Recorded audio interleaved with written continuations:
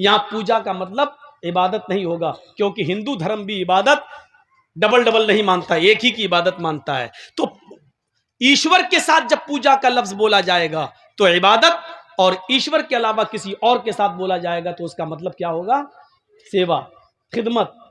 इस चीज को, इस उसूल को आप याद रखिएगा। अब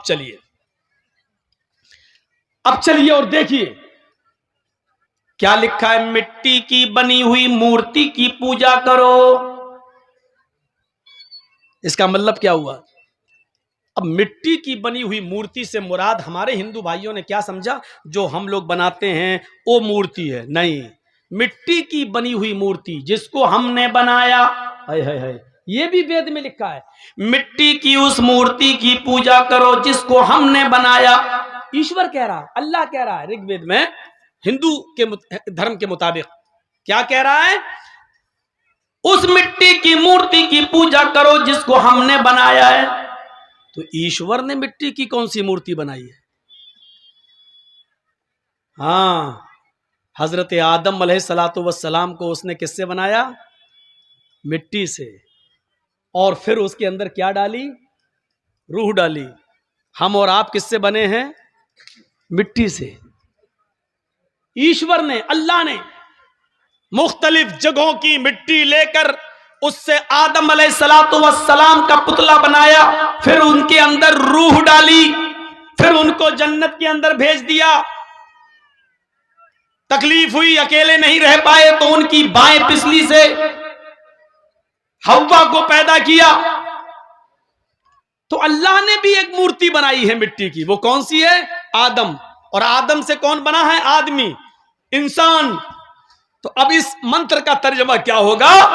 उस मिट्टी की मूर्ति की पूजा करो जिसको हमने बनाया है, यानी हमने आदम से आदमियत को, नस्ल इंसानियत को निकाला है, लिहाजा तुम इंसानियत की पूजा करो, यानी इंसानियत की खिदमत करो, उसकी सेवा करो।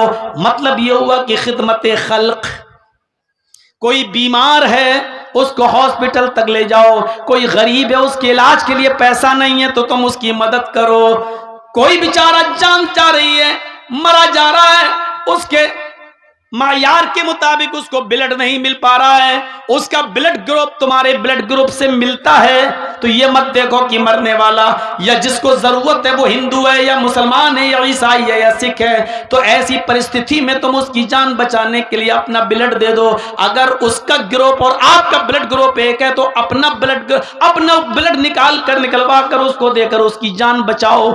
ये है इंसानियत की सेवा, ये है अल्लाह की बनाई हुई मूर्ति की पूजा, ये है खिदमत खल्क। उसकी पूजा इबादत नहीं है, ये पूजा है। पूजा फरमाया अल्लाह रब्बुल आलमीन ने, हदीस कुदसी है, अल्लाह के नबी फरमाते हैं कि अल्लाह ने फरमाया। जिस हदीस में अल्लाह के नबी ये कहें कि अल्लाह ने फरमाया तो वो हदीस कुदसी कहलाती है। अल्लाह के नबी फरमाते हैं कि कयामत के दिन अल्लाह कहेगा, आए मेरे बंदे, मैं दुनिया में भूखा था, तूने मुझे खाना क्यों नहीं खिलाया?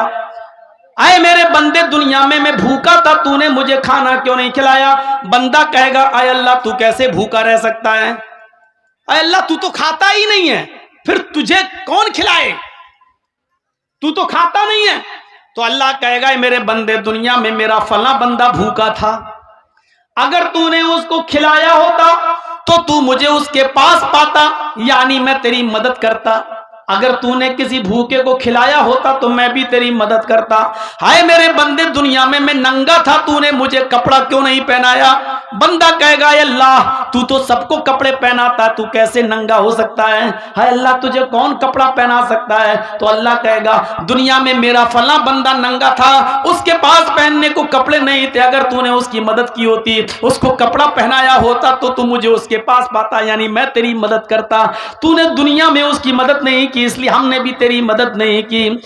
आए मेरे बंदे, दुनिया में मेरा फला बंदा परेशान हाल था, अल्लाह कहेगा मैं दुनिया में परेशान था, गुमराही के रास्ते पे चल रहा था, मैं भटक रहा था, मैं गुमराह था, तूने मुझे रास्ता क्यों नहीं दिखाया? बंदा कहेगा अल्लाह तू तो सबको हिदायत देता है, फिर तू गुमराह कैसे हो सकता है? अल्लाह कहेगा दुनिया में मेरा फला बंदा गलत रास्ते पे चल रहा था, अगर तूने उसको सही रास्ता बताया होता, कुरान और हदीस का रास्ता, नबी का रास्ता, रसूल का रास्ता बताया होता, तो तू मुझे उसके पास पाता, नहीं मैं तेरी मदद करता।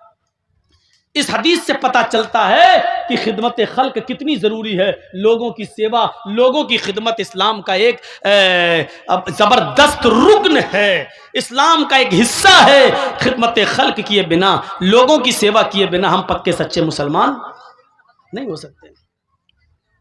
तो मिट्टी की बनाई हुई मूर्ति की पूजा का मतलब ये था, लेकिन हमारे हिंदू भाई उसको कहां ले गए, किस तरफ ले गए? हमें और आपको ये सोचना चाहिए।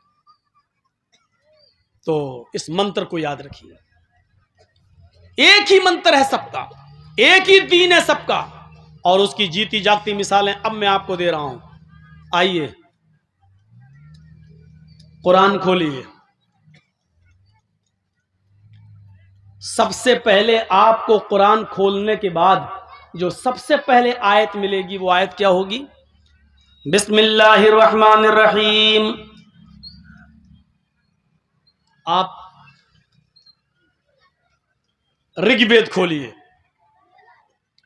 जब आप वेद खोलेंगे तो आपको सबसे पहला मंत्र वेद में क्या मिलेगा? अग्निमीले।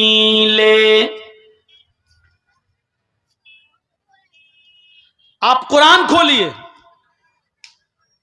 आप दूसरी आयत क्या पढ़ेंगे? अल्हम्दुलिल्लाहि रब्बिल आलमीन। आप वेद खोलिए, आप दूसरा मंत्र क्या पढ़ेंगे? महिदेवस्य सवितु परिष्टुति। आप कुरान खोलिए, तीसरी लाइन आप क्या पढ़ेंगे? वसुरुदयमाना।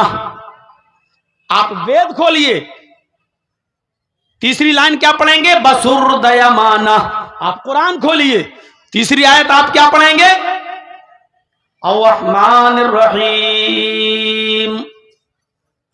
आप कुरान खोलिए, एक आयत छोड़ दीजिए, मालिक यौमिद्दीन, इय्याका नअबुदु व इय्याका नस्तईन। इसके बाद पढ़िए, आप क्या पढ़ेंगे? इहदिनस सिरातल मुस्तकीम। वेद खोलिए, वेद में चौथा मंत्र आपको क्या मिलेगा? नए सुपथराय आसमान। अब देखिए दोनों क्या है।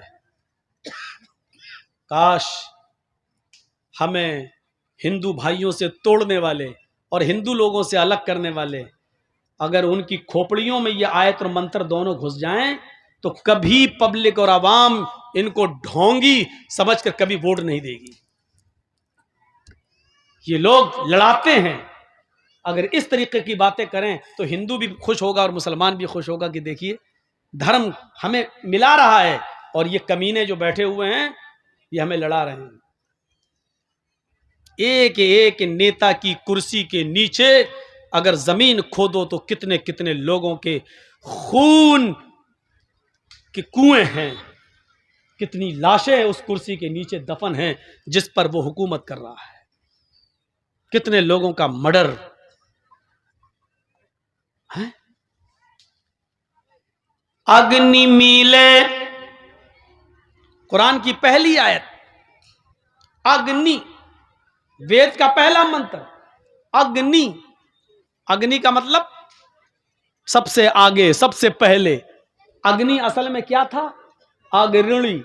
अग्नि को मुख्तलिफ मराहिल से गुजार कर अग्रणी को अग्नि बनाया गया।